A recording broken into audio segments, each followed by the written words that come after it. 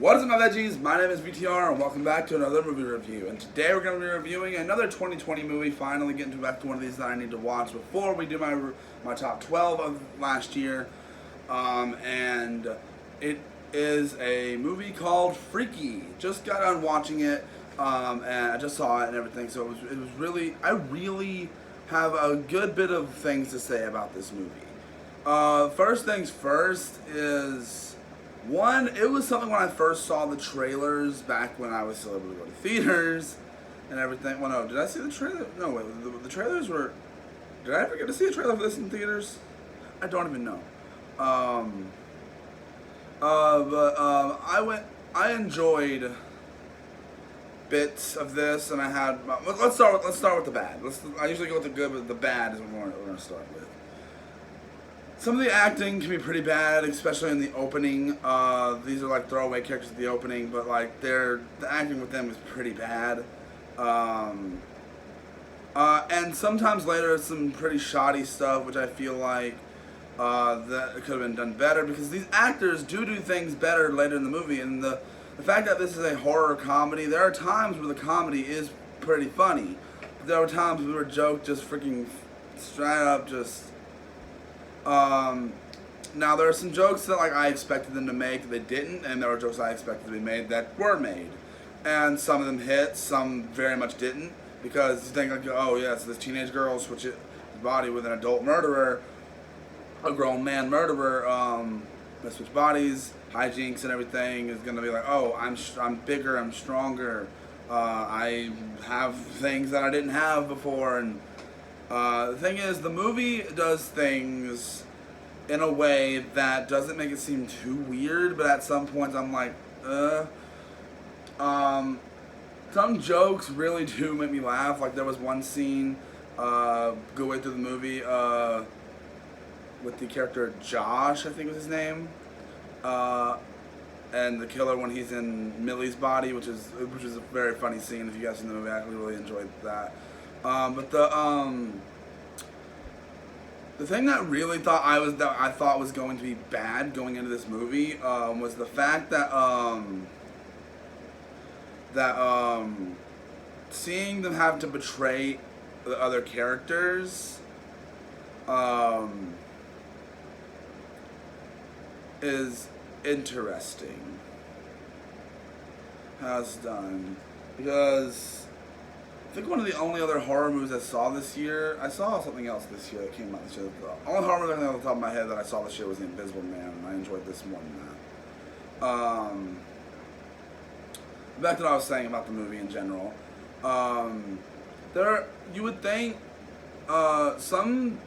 like a grown adult man acting as the teenager would be some cringe and stuff like that, and there is moments like that. There is some cringy moments. There's some definite cringy moments with I have to act like a teenage girl, and it's gonna be silly and things like that. So, yeah, it does. You do get some of that. It's cheese moments, and it's distracting at points. I'm not gonna lie, but for some reason, the murderer in the teenager's body at some points feels a little shoddy as well. But at the same time, there's other parts where I'm like, they're doing that really good. But I feel like in some portions, they could have went more with it. But I do like the simplicity of how it kind of balances out the fact that it's a little bit of the teenager freaking out and the grown male murderer, and him being so calm. But it's not really established if the dude knows that it's gonna switch them. I guess he did. But who knows? And there are some jokes in this movie that just like made me groan. Like not a lot of like this is one of, and this was done by Blumhouse, a studio that I very much respect when it comes to the horror genre. Anything they've done besides horror is kind of something I don't think about. Jim and the Holograms, heard that's not good.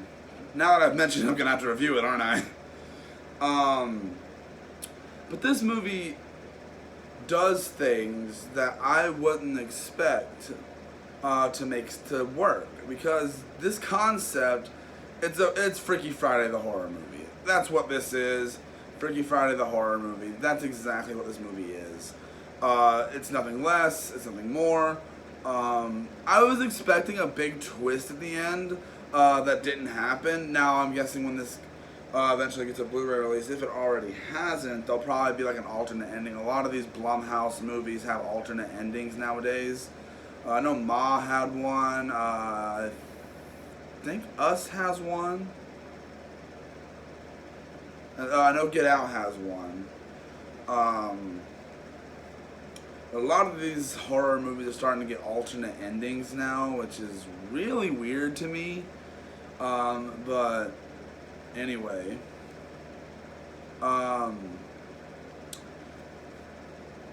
this movie did some things that I applaud it for, and they're just like mostly where this movie struggles is in some of the acting and the jokes.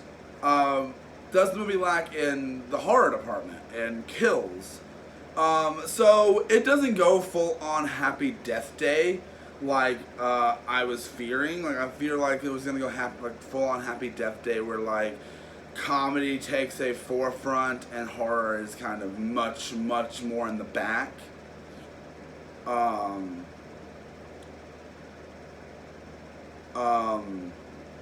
Which this doesn't do that. I feel like there's a fair balance of horror and comedy, but like sometimes it's definitely not a scary movie. Like I'm not scared at all while watching it. I'm not like on the edge of my seat, but it's fun. It's a fun concept and it's done. I think it's executed pretty decently.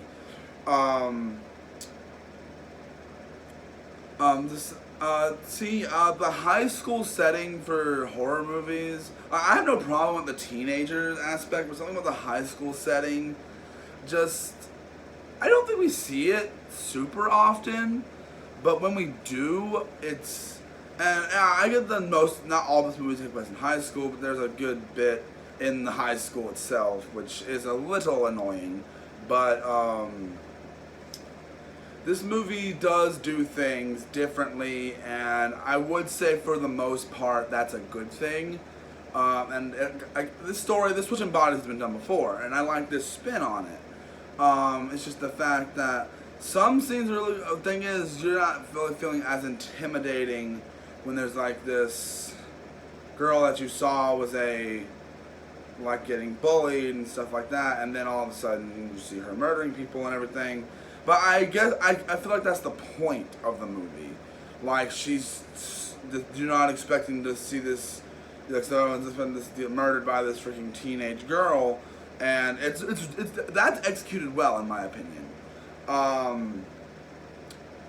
don't get me wrong. Like one thing I really do despise with these movies, like with movies in general, is like when you have a character that gets bullied and picked on, but there's this attractive girl, and everyone knows that they wouldn't be picked on like this in real life, but I also see why they do that. It gets people to watch it more, but also I'm not saying put someone ugly in the role or something like that. That's not what I'm saying. I'm not trying to say you have to be ugly to be bullied.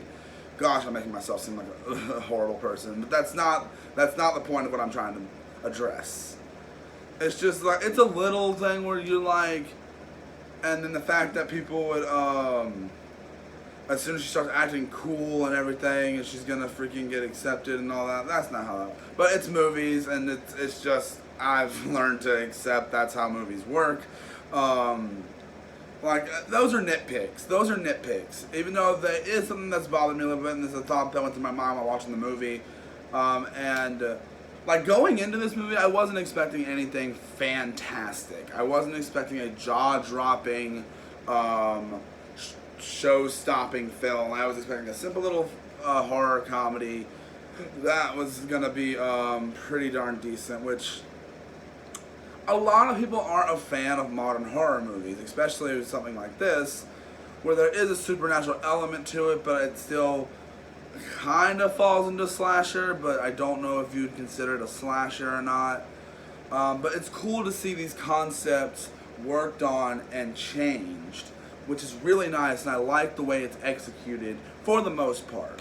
Now, what rating would I give this movie? That's a difficult one. It's definitely not a 5, and I don't know if I'd go ahead and give it a 4. But a 3.5, I think, is a perfect middle ground for this movie. I don't think it's horrible. I don't think it's great. I don't think it's amazing. I think it's okay. I think it's a decent little watch. I would definitely probably put it on again. It's something I would love to watch with some friends. Because this movie was very, very interesting. And yeah, I hope you guys enjoyed this review. I miss sitting down in front of a camera and talking. I've been slacking on YouTube lately. I apologize for that. I know I've got some videos I need to get uploaded and everything, and mostly all I've been doing recently was a bunch of Rec Room stuff, and that's basically all I've been doing was playing Rec Room.